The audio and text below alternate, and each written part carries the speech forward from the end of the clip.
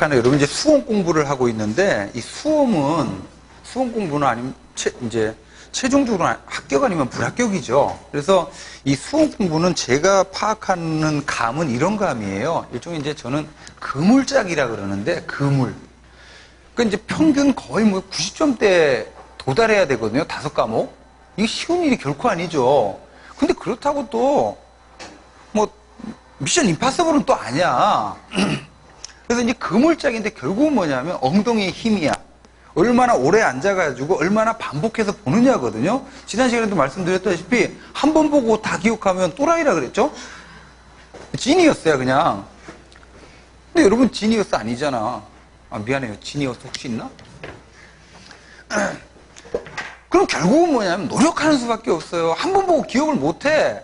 전에 봤던 건데 까먹는다고. 그럼 어떻게 또 봐야 돼요. 그래서 이제 저는 그물짝이라 그러는데 일회독할 때는 어때요? 이렇게 그물이 성글게 짜지는 거지. 그죠? 그럼 막 큰 고기 작은 고기 할 것 없이 다 빠져나가죠? 그럼 이해독할 때 어떻게 됩니까?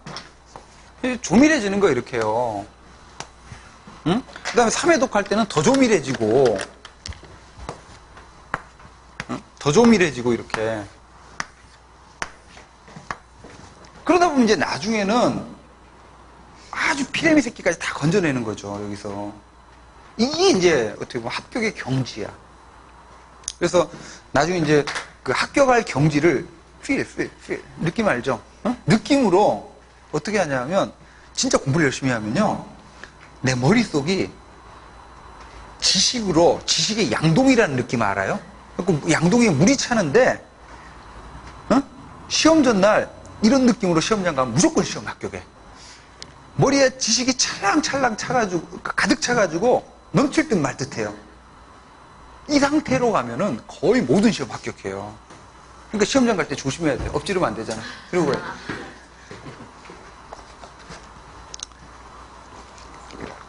그러려면 하루하루 충실하셔야 돼. 자, 72페이지 갑시다. 자, 여기서부터는 이제 현대행정학의 발달 과정인데, 자, 여기서부터 이제 보다 중요해요.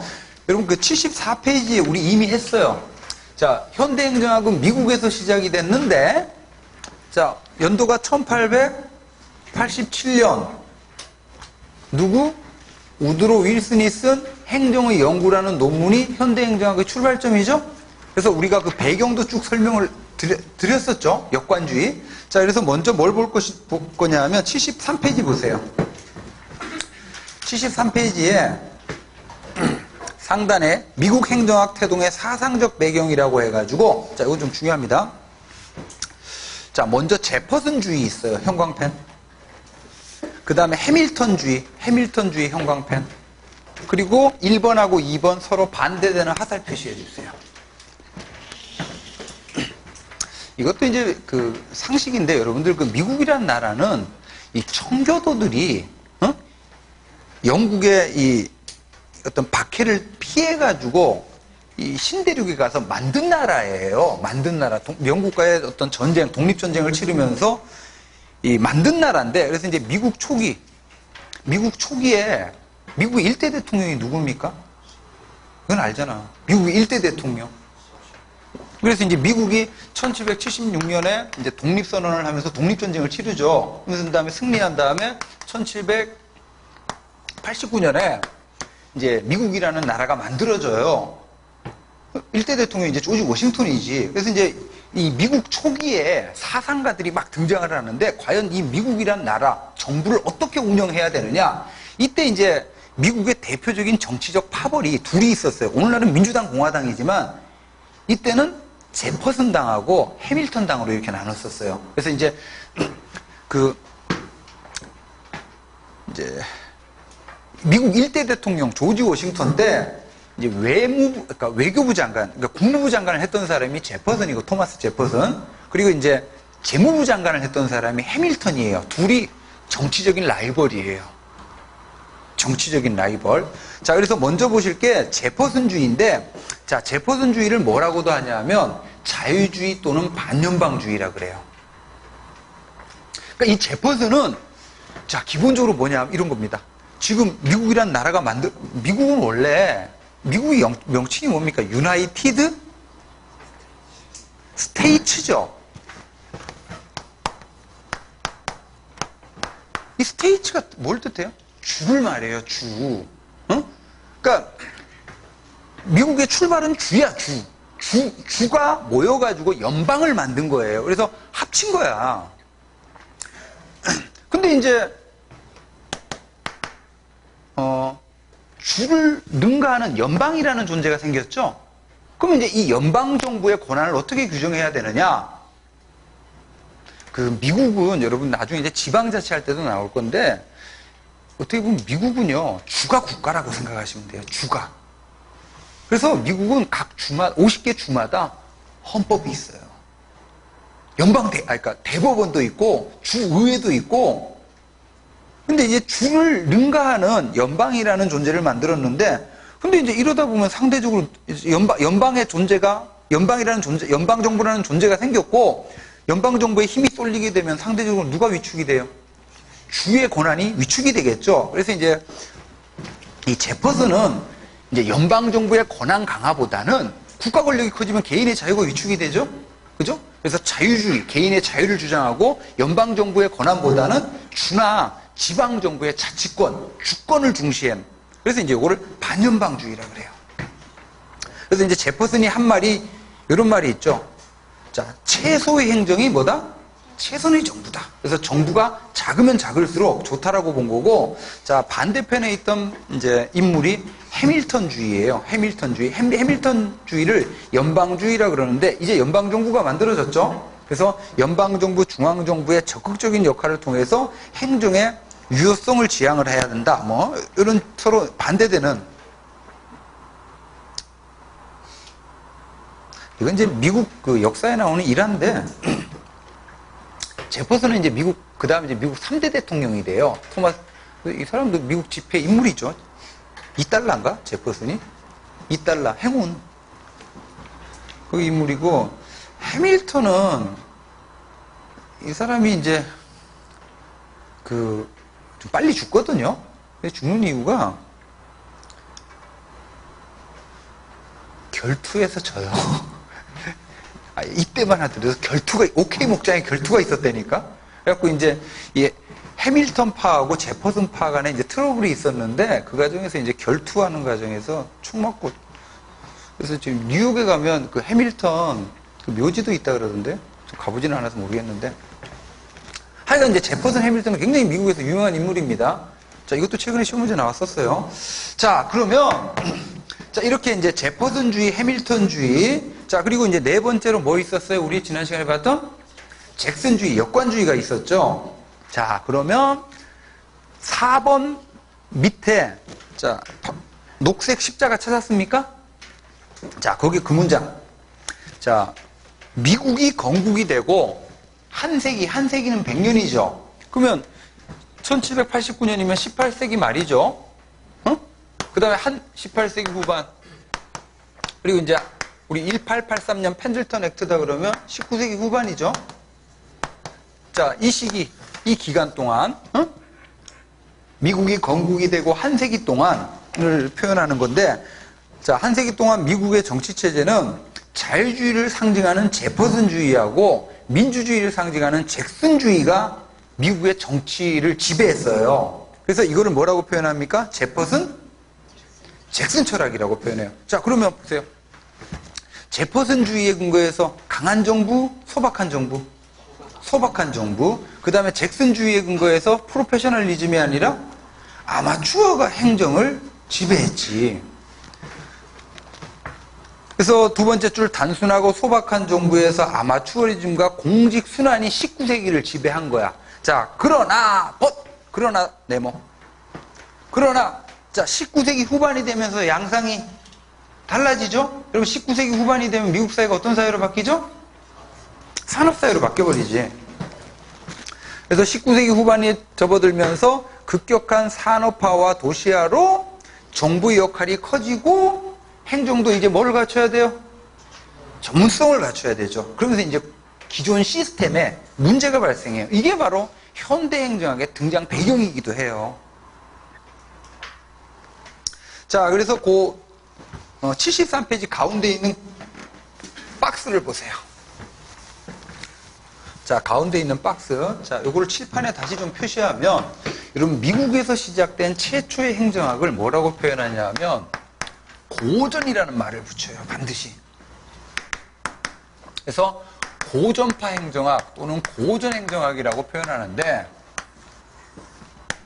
자, 이 고전 행정학의 시기는, 자, 1887년 우드로 윌슨의 행정의연구, 이걸 시점으로 해가지고, 대략 1930년대까지를 고전행정학의 시기라 그래요. 자, 그러면 이 고전행정학이라는 학문적인 어떤 틀, 지붕이 있다라고 생각을 하면 이 지붕을 지탱하는 뭐가 있어야 돼요? 기둥이 있어야 되겠죠? 그래서 고전행정학이라는 학문 체계를 지탱하는 기둥은 두 가지인데, 첫 번째, 고전행정학은 역관주의 폐해 방지라고 하는 실천적인 정치개혁에서부터 시작이 됐죠. 그래서 시작된 거는 정치행정 이원론으로 시작이 돼요. 정치행정 이원론, 정당 정치로부터 행정을 분리시켜야 된다는 정치행정 이원론에서 출발하고, 자, 그 다음에 뭐와 결합이 되냐 하면 정당 정치로부터 행정이 분리가 됐죠. 그 다음에 행정의 본질은 뭐다? 관리다라는 이론으로 체계화가 돼요. 이게 행정관리론이지. 그리고 이 행정관리론을 다른 말로 우리 앞서서 봤다시피 무슨 행정학? 관리기술을 연구한다라고 해서 기술적 행정학이라 그래요. 그래서 외우셔야 돼요. 고전행정학이다 그러면 뭐 더하기 뭐? 정치행정 이원론 플러스 행정관리론이 뭐예요? 고전행정학이에요. 외우셔야 돼. 그래서 왼쪽 페이지 72페이지 테마 1 뭐라고 되어 있어요? 제목 고전파 행정학 정치행정이원론과 행정관리론 이렇게 되어 있잖아요.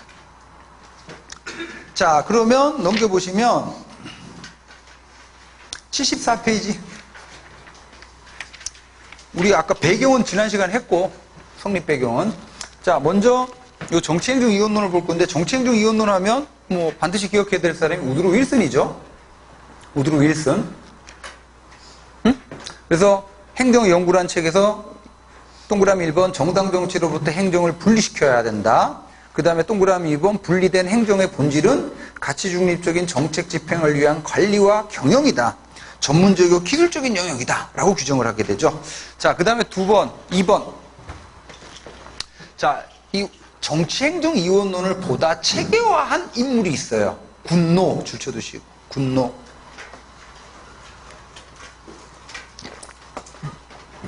이름이 참 좋죠. 그죠? 학자 이름이 지금 군노잖아. 응? 끊어서 읽으면 뭐예요? 좋다. 어디가? 지금이. 응? 여러분들 그 영어 잘 자세히 보다 보면 의미가 좀 있는 게 영어 단어 이렇게 보면 뭐 어디로 가야 될지 어찌해야 될지 모를 때 쓰는 단어가 우리 노웨어라는 단어 쓰죠. 노웨어. 어? 근데 이것도 노웨어가 아니라 여기서 끊으면 뭐가 돼요? Now, here. 지금 여기라는 거예요. 지금 이 세상에는 중요한 금이 세 가지가 있죠. 황금, 소금, 지금. 영화 대사에 나오는 거예요. 자, 다시 군노 보시면 군노 동그라미 2번 보세요. 우드로 윌슨은 특히 정당 정치로부터의 분리를 주장했잖아요. 그죠? 근데 이제 군노는 한 걸음 더 나가서 동그라미 2번에 행정은 동그라미 정당 정치에서 분리돼야 될 뿐만 아니라 뭐로부터도 분리돼야 된다? 정책 결정 과정으로부터 분리돼야 된다. 이런 걸 이제 주장을 한 겁니다. 자, 여기 이제 정치행정 이원론 내용이고 실천적인 정치개혁이고 자, 그 다음에 75페이지 오른쪽 페이지 하단 보세요. 자, 이렇게 해서 자, 뭐로 체계화된다고요? 두 번째 기둥 행정관리론으로 체계화되는데 그러면 여기 잠깐 봐봐요. 이 시기가 대략 19세기 말 20세기 초잖아. 그럼 이제 행정학자들은 뭐를 연구해야 돼요? 정당 정치를 연구할 것이 아니라 관리를 연구해야 되잖아. 관리를. 왜? 행정의 본질은 관리니까. 근데 이 시기에 관리에 관한 기술은 어디서 먼저 발달했어요? 민간 기업에서 먼저 발달해요. 왜냐하면 이제 산업화가 이루어지면서 공장을 운영을 해야 되잖아. 그래서 민간 기업에서 발달된 관리 기법을 정부 행정에 막 도입하게 돼요. 그래서 이제 이 시기에 자, 행정관리론의 내용인데, 자, 민간 기업에서 발달된 대표적인 관리 이론이 있어요. 이걸 뭐라고 하냐면 과학적 관리론이라고 그래요. 20세기 초에 개발된 경영학의 출발이기도 해요. 이 과학적 관리론이. 자, 그 다음에 자, 정부 행정이든 기업 경영이든 본질이 뭐더라? 관리더라. 그래서 정부 조직이든 기업 조직이든 본질이 관리죠. 그래서 관리상의, 조직 관리상의 유일최선의 방법을 찾는 요거를 조직 원리론 또는 행정 원리론이라 그래요. 이렇게 해서 이제 행정 관리론이 체계화가 돼요. 자, 그럼 먼저 보실 게 75페이지 하단에 자, 지금 큰 주제가 고전행정학이고 그 내용으로 행정관리론, 다시 과학적 관리론 하고 있어요. 자, 과학적 관리론 하시면 자, 테일러라는 학자 꼭 기억하셔야 돼요. 테일러. 프레드릭 테일러. 자, 여러분 테일러라는 학자가 1911년에 쓴 책 이름이 있어요. 이게 과학적 관리의 원리들이라는 책이야. 제 원리. 복수로. 여기 잠깐요. 이론의 명칭이 뭐예요? 과학적 관리론이죠. 그럼 무슨 관리를 하자라는 거야?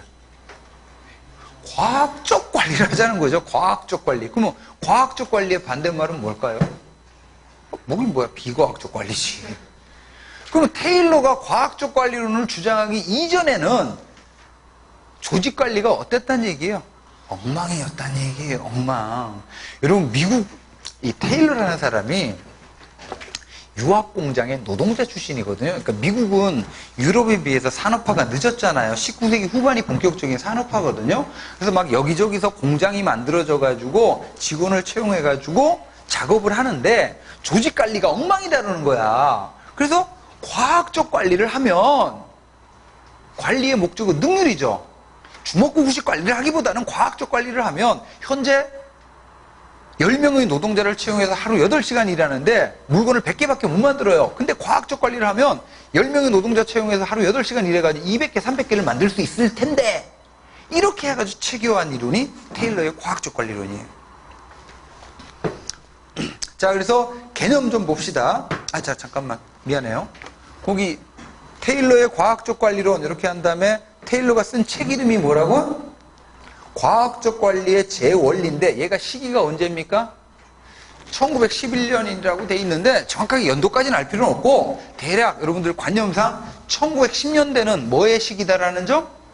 과학적 관리론의 시기다라는 점을 여러분들 머릿속에 어떤 때는 행정학의 어떤 이론이나 사실들을요 쭉 뿌려놓고 역사적 전개 물어보는 문제도 있어.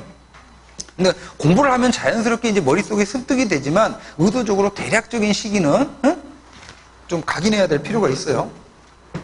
자, 개념 한번 볼게요.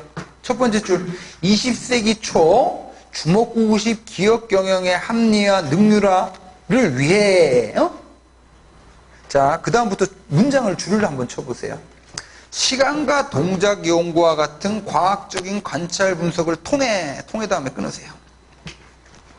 이 과학적 관리론의 가장 유명한 개념이 시간과 동작 연구라는 개념이야. 타임 앤드 모션 스터디라고 그러는데, 자, 이걸 통해 노동자들의 과업 수행에 관한 유일최선의 방법을 규정함으로써 다음에 끊고 이렇게 해서 뭐를 극대화하겠다는 거야? 기계적 능률을 극대화하겠다는 거야. 자, 여기 이제 자, 예로 말씀을 드리면 여기 어떤 이제 자동차 공장이 있어요. 그러니까 직원을 채용해가지고 이제 작업을 하는데 주먹구구식 관리를 하고 있는 상황. 예를 들어 뭐 자동차를 만들려면 맨 처음에 엔진을 만들어야 되겠죠. 그 다음에 뭐 차체를 제작하고,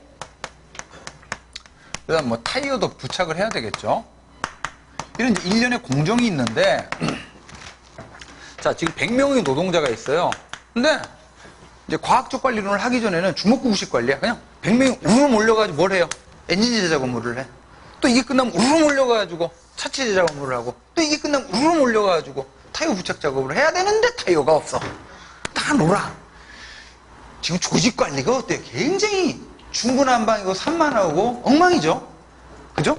자, 근데 이렇게 하기보다는 여러분이 자동차 회사 사장님이라면 오늘날 조직 관리와 관련된 대표적인 원리가 있어요. 이걸 뭐라고 하냐면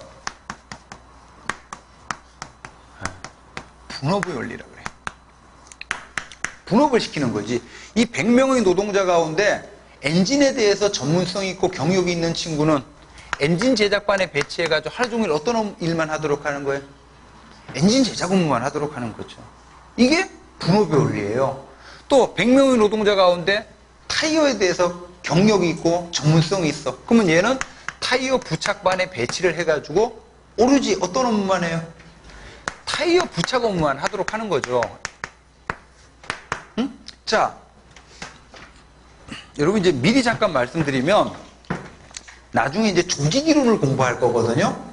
이 조직 이론이 결국 행정학 이론인데 고전 행정학이 바로 고전 조직 이론이에요. 시기가 똑같아. 그리고 이 고전 행정학의 시기를 지배하는 중요한 개념이 있어요. 관념이 있는데 이걸 뭐라고 하냐면 기계적 조직관이라 그래요. 여러분 자, 기계적, 영어로 메케닉. 기계적이라는 단어가 붙으면 조직을 뭐로 보겠다는 거예요? 거대한 기계장치로 보겠다는 거예요. 그러니까 산업혁명 자체가 기계문명의 발전이거든요. 그래서 이 시기에는 이 세상을 거대한 기계장치로 인식을 해요. 조직을 거대한 기계장치로 인식하는 관념. 그러면 지금 뭐 분업의 원리, 조직을 지금 거대한 기계장치로 인식한 다음에 분업의 원리에 근거해서 기계의 설계도를 만드는 거지. 그런 다음에 기계의 설계도가 이 10명의 노동자에게 부과한 공식적인 과업과 역할은 회사에 출근해가지고 오직 어떤 일만 하도록 하는 거예요? 타이어 부착 업무만 하도록 하는 거죠. 이걸 기계적 조직관이라 그래요. 하여튼 고전행정학 가장 중요한 단어 뭐? 기계적 조직관. 자, 그런 다음에 자 여기 보세요. 이 10명의 노동자 가운데 대표적인 사람이 A야. 이 A에 대해서 테일러가요, 타임 앤드 모션 스터디를 해요. 자, 회사가 기계의 설계도가 A에게 부과한 공식적인 과학과 역할은 회사에 출근해가지고 타이어 끼우는 일이죠. 이 A라는 친구의 작업에 모션, 움직임 있죠. 이거를 관찰해요. 그랬더니 이러고 있어. 여기가 타이어 끼우는 장소인데 옆에 타이어 창고야. 작업에 종이 울렸어요. 그랬더니 터벅터벅 타이어 창고에 가. 타이어 하나를 끌고 와요. 끼워. 또 터벅터벅 가서 타이어를 들고 와서 끼워. 지금 이 친구의 작업의 모션을 관찰해 봤더니 쓸데없는 몸 동작이 너무 많죠. 그죠?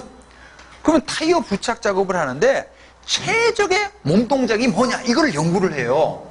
연구를 해봤더니 이런 거지. 대충 하루에 끼우는 타이어의 개수가 있죠. 예를 들어 그게 100개다 이거야. 그러면 타이어 부착 작업을 시작하기 전에 미리 창고에서 100개를 꺼내다 여기다 쌓아두면 뭐만 하면 돼요? 들어서 끼우고. 이게 바로 최적의 몸동작이지. 자, 그 다음에 최적의 몸동작으로 타이어 하나 들어서 끼우는데 걸리는 시간을 옆에서 스탑워치 갖고 재요. 이게 타임 스터디야. 보고 있는데 농땡이 펴 못 펴? 못 피죠? 그렇게 하면 예를 들어 A라는 노동자에게 기계의 부속품으로 취급되는 A라는 노동자가 하루 8시간 타이어 부착 작업을 하죠. 그러면 최적의 모션과 최적의 시간으로 하겠죠. 그러면 이 친구가 8시간 타이어 부착 작업을 했을 때 끼우게 되는 타이어의 개수가 여기 나와요. 예를 들어 그게 10,000개다 이거야. 그러면 이 10,000개가 뭐가 됩니까? 표준 과업량이 돼요. 그러면 이 친구가 10,000개를 끼웠다는 얘기는 하루 8시간 진짜 농땡이 안 피우고 이랬다는 얘기죠? 그러면 정해진 월급 줘요. 만약 5,000개밖에 못 끼웠어. 농땡이 피웠다는 얘기죠? 월급 삭감하고. 그래서 이 과학적 관리론에 의해서 성과급이라는 제도가 나와. 다시 기계의 부속품으로 취급되는 A라는 노동자가 8시간 노동을 했을 때 산출량이 뭐 된 겁니까? 극대화된 거죠? 이걸 바로 기계적 능률이라고 그래요. 자, 이런 상태에서 그 문장 다시 읽어보세요. 75페이지 하단. 이제 리딩이 되지. 자, 시간과 동작의 연구와 같은 과학적인 관찰 분석을 통해 노동자들이 과업 수행에 관한 뭐를 찾아요? 유일 최선의 방법을 찾는 거지. 이렇게 해서 조직 관리를 하게 되면 조직에 뭐가? 기계적 능률이 극대화된다는 이론입니다. 자, 다음 페이지 보시면 양가로 이번에 과학적 관리론의 내용을 봅시다. 첫 번째, 동그라미 1번. 조직을 편성하고 관리하는 거는 주먹구구식으로 할 것이 아니라 어떻게 해야 된다? 엄격한 과학적인 분석. 대표적인 게 타임 앤 모션 스터디죠. 자, 이거에 근거한 유일 최선의 방법에 따라서 이루어져야 된다는 거고, 자, 동그라미 2번 중요합니다. 조직 관리를 줄쳐요. 기계적 사고를 적용해서 철저하게 어떻게 해요? 공식화, 표준화시켜요. 달리 표현하면 기계적 조직관이에요. 자, 그리고 동그라미 3번. 이런 과학적 관리론에서 조직 구성원들은 기본적으로 기계의 부속품으로 취급되죠? 자, 그리고 이 기계의 부속품으로 취급되는 조직 구성원들은 어떤 존재라고 가정을 하냐면 합리적 경제인이라고 가정을 해요. 그러니까 지금 경제인이니까 어떤 욕구를 가져요? 경제적 욕구를 갖고 있는 거지. 그러면 얘네들 일 시키려면 월급과 같은 경제적인 요인을 제공해야 되죠. 지금 과학적 관리론이 지배하는 세상에서는 회사에 출근해가지고 동료하고 원만한 대인관계 쌓는 거 의미가 있어요, 없어요? 오직 자기 자신에게 주어진 과업과 역할 수행. 이거밖에 없는 거지. 자, 이렇게 해서 동그라미 4번 조직이 추구하는 이념은 뭐가 됩니까? 투입에 대한 산출 비율의 극대화, 이름하여 기계적 능률이 되는 거지.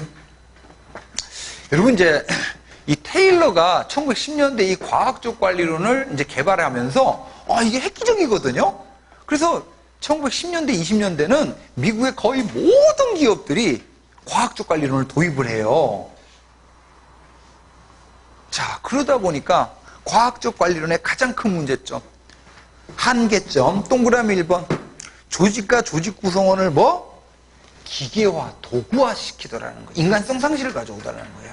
그래서 여러분들 아실 텐데, 이 지나친 과학적 관리가 이제 조직 속의 조직 관리의 인간성 상실을 가져오더라라고 하는 1930년대 문명 비판 영화가 있죠? 채플린의 모던 타임즈잖아요. 거기서 보면 주인공이 회사에 출근해 맨날 이것만 하죠? 쪼이는 일만 하자. 그래서 집에 가서 잘 때도 뭐야? 이러고 자는 거야. 내가 나산지 나사가 난지 무라일체.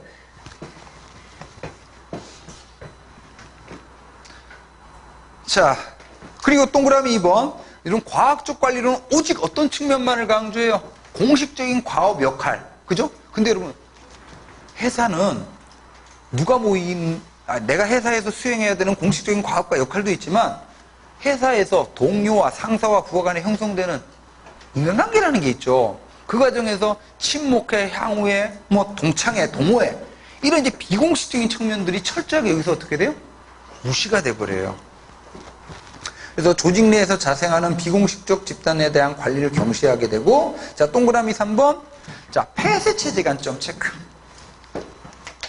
여러분, 이제, 일반적으로 이렇게 조직이 있으면 이 조직 바깥에 있는 걸 환경이라 그러거든요. 그래서 오늘날은 모든 조직은 외부에 있는 환경과 상호작용이라는 걸 해요. 이거를 개방체제라 그래요. 개방체제. 오픈 시스템. 근데 지금 과학적 관리론 공부하면서 환경 얘기해요, 안 해요? 안 하죠. 오직 조직 내에서 노동자들의 과업 관리에만 초점을 두는 거죠. 폐쇄체제.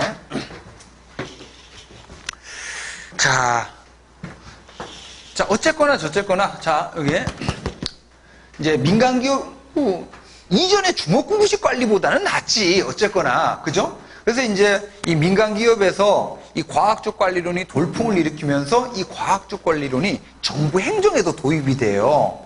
그래서 그 페이지 상단에 보시면 76페이지 맨 위에 동그라미 2번. 이건 이제 절약과 능률에 관한 대통령위원회라 그러는데 1912년에 미국 대통령이 태프트 대통령이거든요. 이때 이제 행정개혁을 추진하는 기구를 설치하는데 이게 절약과 능률에 관한 대통령위원회. 여기서 정부 업무에 도입이 돼. 근데 여러분 정부 업무라는 게 대부분 뭡니까? 문서 업무죠. 문서 업무. 그래서 문서 처리 하나 하는데 소요되는 시간을 측정해요. 그럼 그 사람의 그 공무원의 하루 동안의 어떤 과업량 같은 거 세우는 거지. 이렇게 해서 자, 사무관리의 표준화 여기에 기여를 하게 돼요. 정부 행정에서는. 자, 오른쪽 페이지 봅시다. 오른쪽 페이지. 오른쪽 페이지까지 보고 끝냅시다. 자, 이렇게 자 여기 보세요. 과학적 관리론이 돌풍을 일으키면서 자 1930년대쯤 와가지고는 말기쯤이죠. 30년대쯤 와가지고 야 정부 행정이든 기업 경영이든 달리 표현하면 정부 조직이든 기업 조직이든 본질은 뭐더라?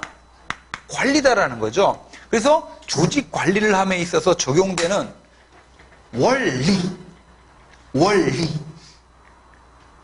여러분 앞으로 행정학 공부하면서 원리라는 단어가 나오면요. 원리는 뭘 뜻하냐면 one best way를 말해요. 자, 번역 어떻게 해요? 유일 최선의 방법을 찾으려고 해요. 이게 원리야.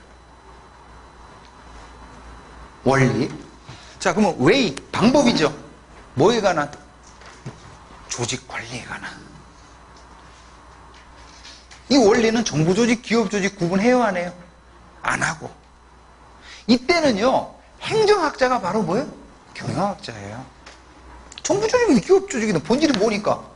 관리니까. 그래서 이제 등장하는 학자가 있는데, 원리론 하면 등장하는 학자가 있는데, 대표적인 인물이 우리 앞서 봤던 규릭이라는 인물이에요.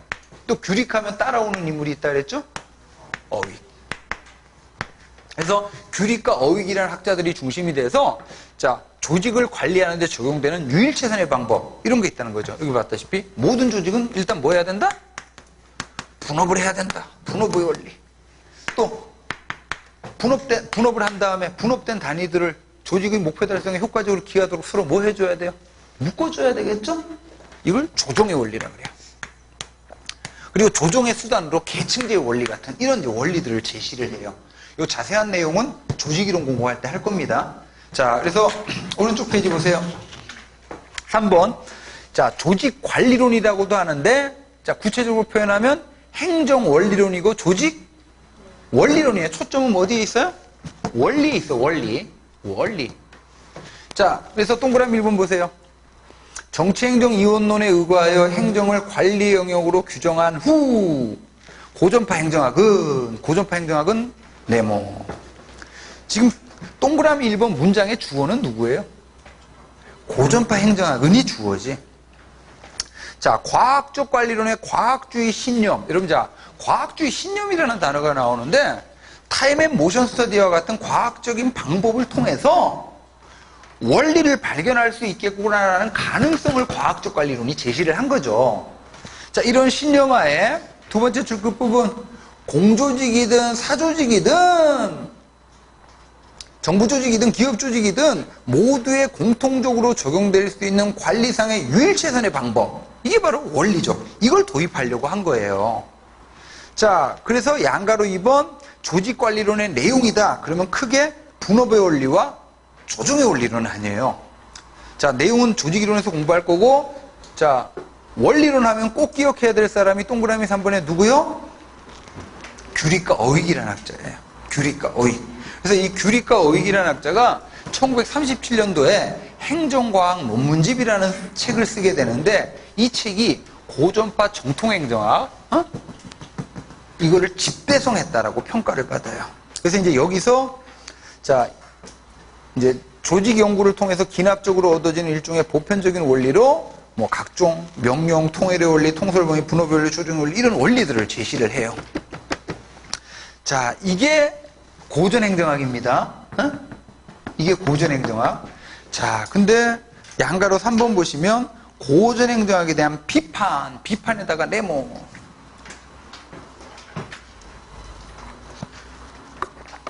이 고전행정학이 비판을 받는데요.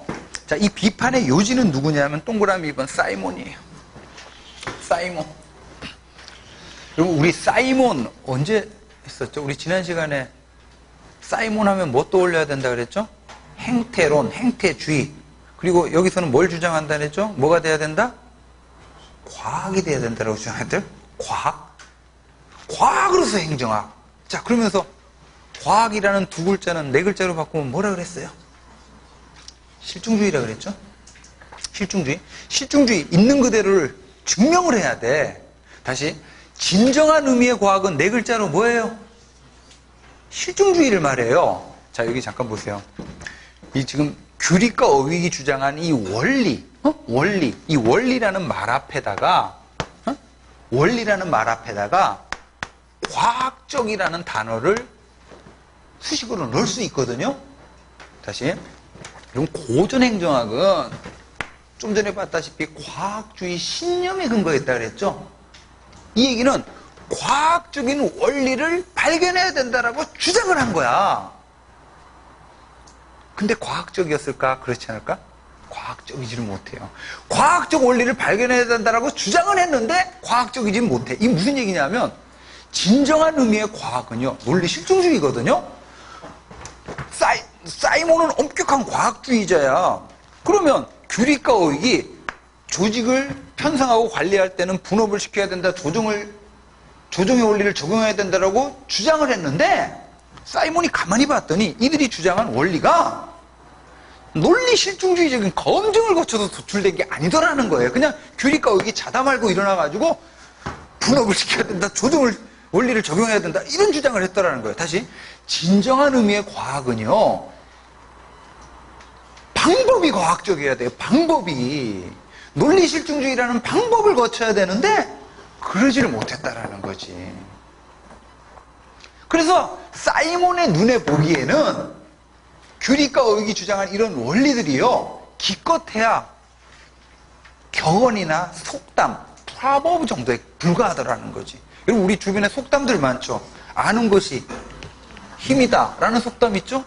이게 논리 실증주의적인 검증을 거쳐서 출된 게 아니죠. 그러다 보니까 막 모순이 생겨. 모르는 게 약이기도 하죠. 자, 동그라미 2번, 이건 중요합니다. 자, 사이몬의 비판 밑에서 세 번째 줄. 자, 규리과 어휘기 제시한 이런 원리들은, 줄 치세요, 단 한 번도 뭐를 거치지 않은 과학적인 검증을 거치지 않았기 때문에 기껏해야 뭐에 불과하다? 프라버브, 격언에 불과하다라고 주장하면서 마지막 행정원리에 뭐를 지적합니까? 끝자락에 비과학성을 지적하는 거지.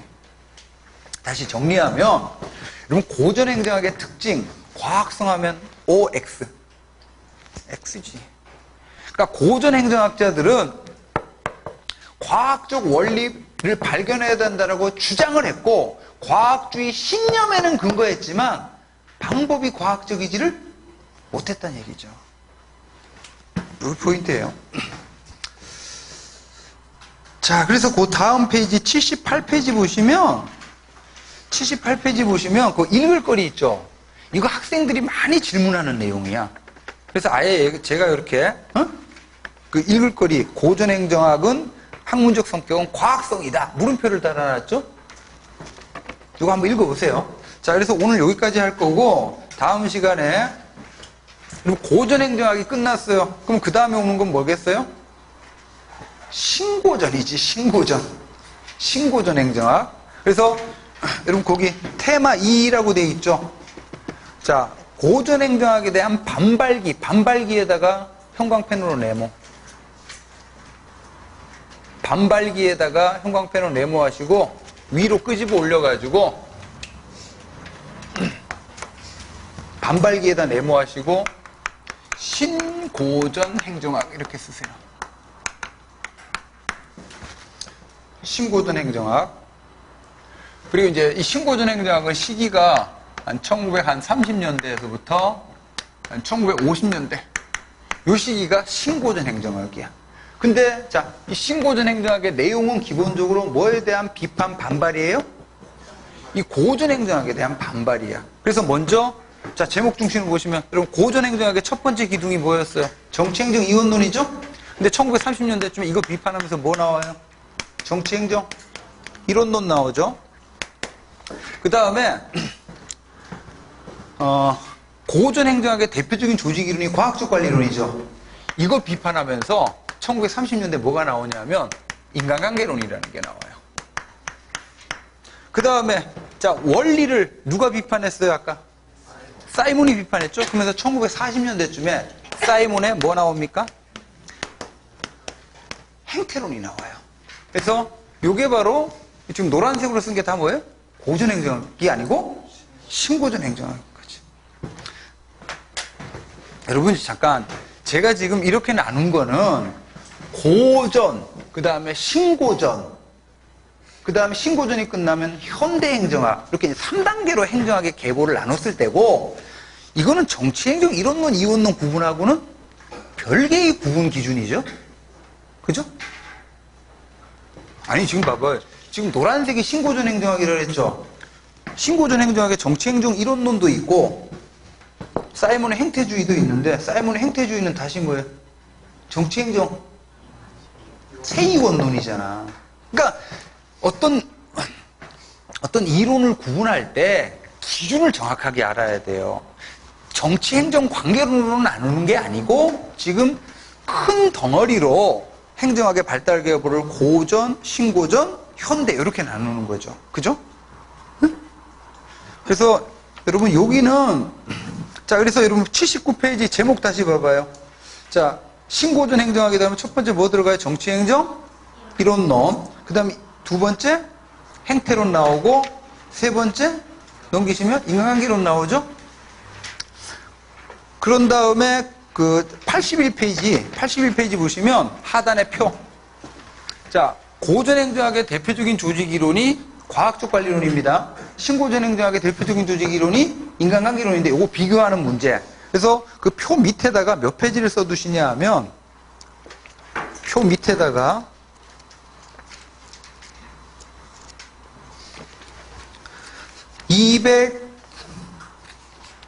277페이지를 써주세요. 277. 그래서 이제 277 잠깐 가보세요. 277 잠깐 가시면 거기 이제 왈도라는 학자가 이제 조직이론의 분류를 몇 단계로? 3단계로 고전, 신고전, 현대 이렇게 나누고 있죠? 응? 이게 이 구분하고 똑같아요. 자, 그렇게 해서 보실 거고 오늘 여기까지 보시고 다음 시간에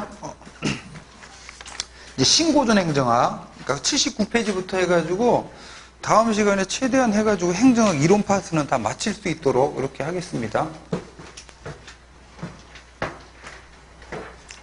자, 오늘 수업은 여기서 마치겠습니다. 수고하셨습니다.